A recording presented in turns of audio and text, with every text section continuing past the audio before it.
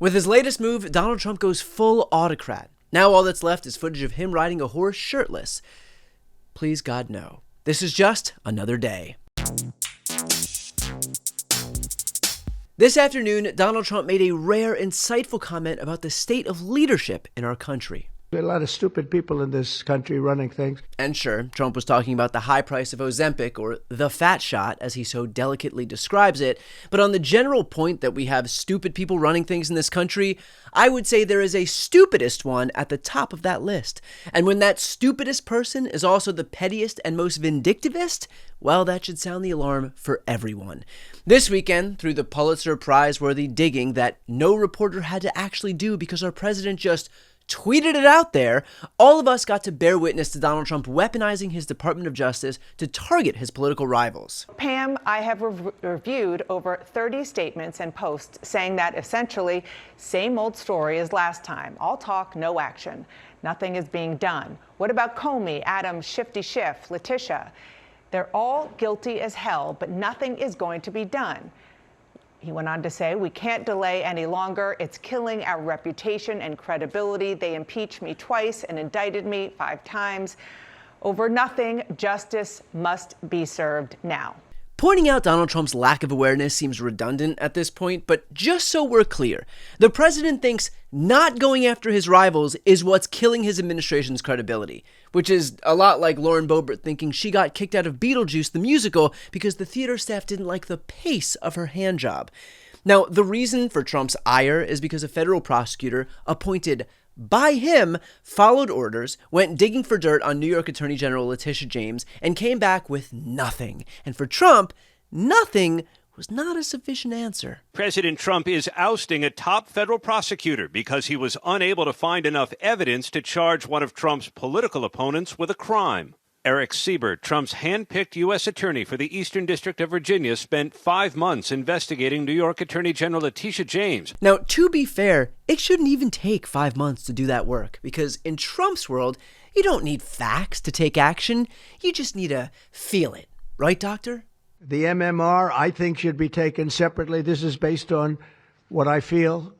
Exactly. Who needs healthcare professionals who went to medical school to study medicine and can see the facts when what you really need is feeling? Just because you can't see something doesn't mean you can't feel it. You know, kind of the way Trump can't see his penis, but he can still feel it's there.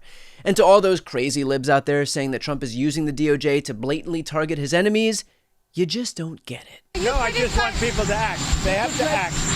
And we want to act fast. You know, they were ruthless and vicious. I was impeached twice. I was indicted 5 times. It turned out to be a fake deal.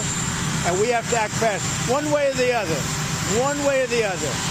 They're guilty. They're not guilty. We have to act fast. You see, that swollen, cankled James Bond isn't applying political pressure in this situation at all. He's chill about the whole thing. If Letitia James is guilty, if she's not innocent, if she committed a crime, or if she simply broke the law, whatever it is, Trump just wants justice to be applied to his rivals equally, which is surprising because Never again will the immense power of the state be weaponized to persecute political opponents. We will not allow that to happen. It will not happen again. But hey, that was right after he came into office, the honeymoon phase of the presidency, when you're just so excited to be there that you can't stop making promises you can't keep, right? I'll never be unfaithful, I'll never lie about our finances, I'll never raid your makeup kit and apply a hefty amount of concealer to the top of my hand in an attempt to hide the fact that I have some seriously worrisome blood flow, or I've developed a wicked bruise from masturbating for an exorbitant amount of time that it even bruises the outside of my hand. It's a thing. So I've heard. The point is, this isn't authoritarianism we're witnessing. It's just that people change over time. And when that happens, promises get broken, right? Is the president going back on his promise? No. In fact, the president is fulfilling his promise to restore a Department of Justice that demands accountability.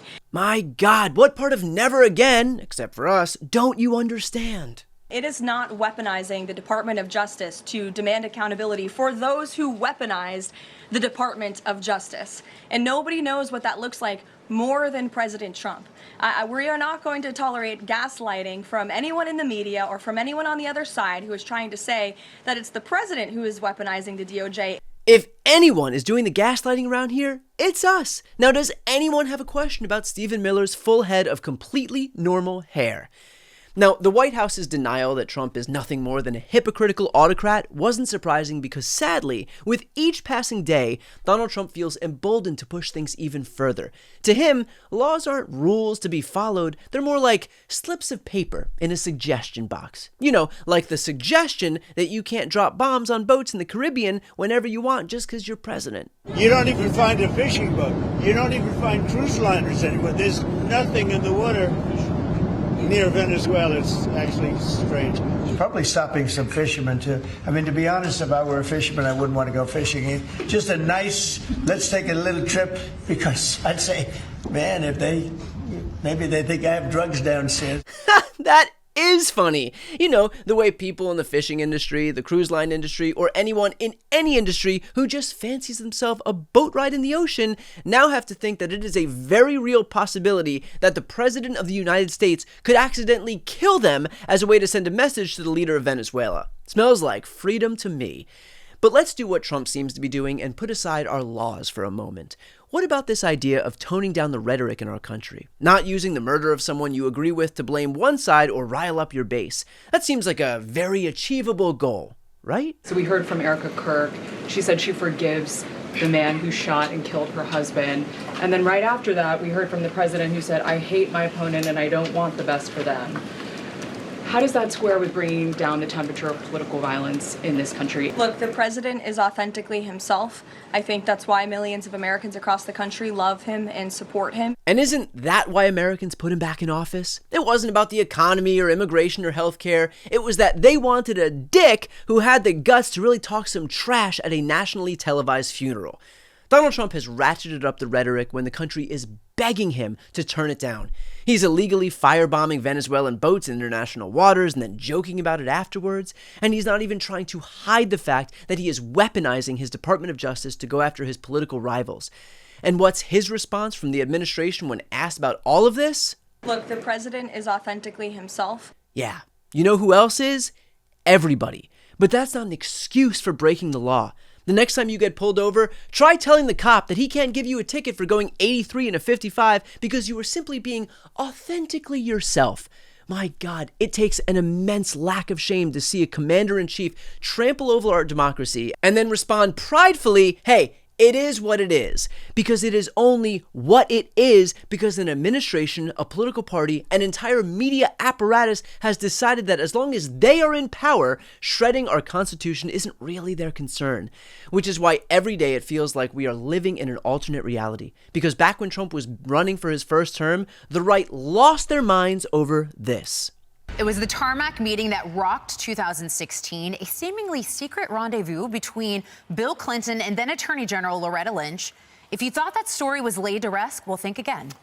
From the get-go, this just didn't add up, did it? Not at all. When I broke this story, we knew that something had occurred here that was a bit unusual. So all of this is absolutely shameful, it's corrupt, and it proves that we have a two-tier justice system. Yes, members of Fox News found that corruption was taking place at the highest levels just on the appearance of impropriety. And yet when impropriety is being bragged about, suddenly it's nothing but crickets from them. We need accountability in this country because not only are we watching our freedoms slip away, we're also losing out on some amazing political thriller movies. I mean, if All the President's Men was made today, that movie would be 3 minutes long because Woodward and Bernstein wouldn't need some secret source in a parking garage. They could just read Nixon's tweets. Regardless of political party, Trump's actions make it abundantly clear that what we are witnessing in this country is a power-hungry, self-obsessed, vindictive liar careening the United States toward autocracy. And not only do I have proof, like Trump, I have something even better. This is based on what I feel. Before you go, if you enjoyed this content and you want to see more and support independent media, please subscribe to this channel. The subscribe button will be right here on the screen. But second, the reality is that we are now in a political environment where this administration can lean on any of the social media platforms to suppress certain voices if they don't like critical coverage. That means my longevity here is in the hands of a few tech billionaires who are already making it clear that they are willing to cater to this administration. To that end, signing up for my newsletter is a way for me to reach you directly if that ever becomes necessary. I'll put the link right here on the screen as well, so please sign up. It's free, but there's also an option to do a paid subscription if you'd like to support me and my team. I really appreciate it. Thanks so much for watching.